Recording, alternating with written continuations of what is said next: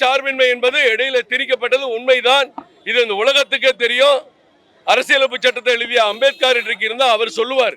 இடையில திணிக்கப்பட்டதுன்னு அவர் சொன்னா எல்லாரும் கூப்பாடு போடுறீங்க. உண்மையை கவர்னர் சொன்னா உங்களுக்கு எல்லாம் பிடிக்கல.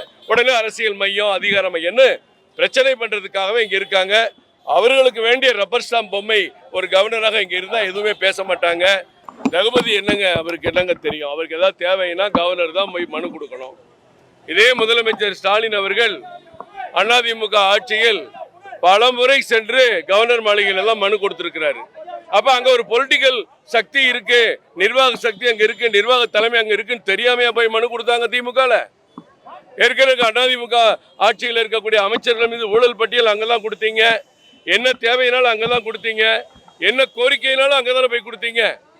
அப்ப அங்க ஒரு அரசியல் சக்தியை நிர்ணயிக்கிற, அரசியலுக்கு வழிகாட்டுற தலைவர் கவர்னர் இருக்காருங்கிறதுனாலதான் கொடுத்தாங்க. ஐயா வஉசி பற்றிய திரைப்படம், வீரபாண்டிய கட்டபொம்மன் போன்ற திரைப்படம், இவற்றுக்கெல்லாம் கதை வசனம் எழுதியது மட்டுமன்றி அதில் ஒரு இயக்குநராகவும் பணியாற்றியவர் ஐயா மாபோசி அவர்கள். திருத்தணி எல்லை முதல் கொண்டு மூணாறு எல்லை வரை, கன்னியாகுமரி எல்லை வரை தமிழகத்திலே சேர்க்கப்பட வேண்டும் என்று போராடிய அந்த தலைவர். என்ன வருத்தம், டாக்டர் கலைஞர் அவர்கள் அவர் மீது மிகுந்த மரியாதை கொண்டவர். அப்படிப்பட்ட திமுக ஆட்சி இங்கே நடக்கிற நேரத்தில் முதலமைச்சர் கூட இங்கே வந்து அவருக்கு அஞ்சலி செலுத்தி இருக்கலாம். அல்லது அவர் வர இயலவில்லை என்று சொன்னால் துணை முதல்வர் கூட இங்கே வந்து அஞ்சலி செலுத்தி இருக்கலாம். அப்படிப்பட்ட ஒரு திமுக இன்றைக்கு அவருக்கு மரியாதை செய்ய தவறி இருக்கிறது. இது வேதனைக்குரிய ஒன்று. ஏற்கனவே எங்களுடைய நீண்ட நாள் கோரிக்கை, ஐயா அவர்களுக்கு சென்னையிலே ஒரு மணிமண்டபம் அமைக்க வேண்டும் என்ற எங்கள் கோரிக்கையும் இங்கே இருக்கிறது.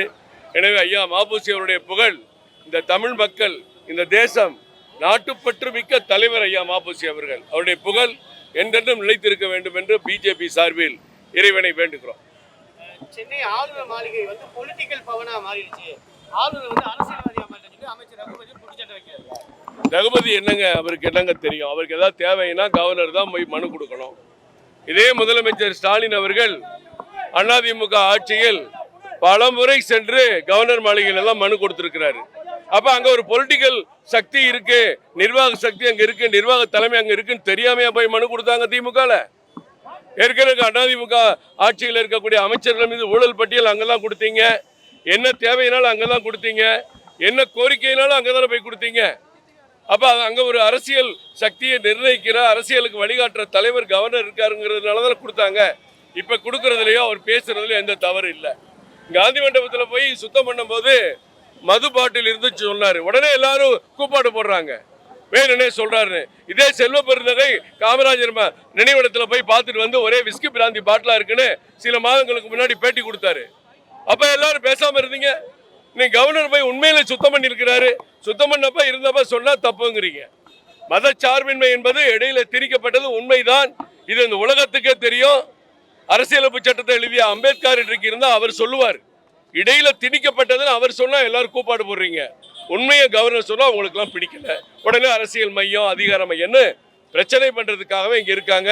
அவர்களுக்கு வேண்டிய ரப்பர் ஸ்டாம்ப் பொம்மை ஒரு கவர்னராக இங்க இருந்தா எதுவுமே பேச மாட்டாங்க. சுய சிந்தனை உள்ள, நாட்டுப்பற்றுடைய, தமிழக மக்கள், தமிழக வளர்ச்சி முதல் பற்றுள்ள கவர்னர் இருந்தா குறை சொல்வீங்க.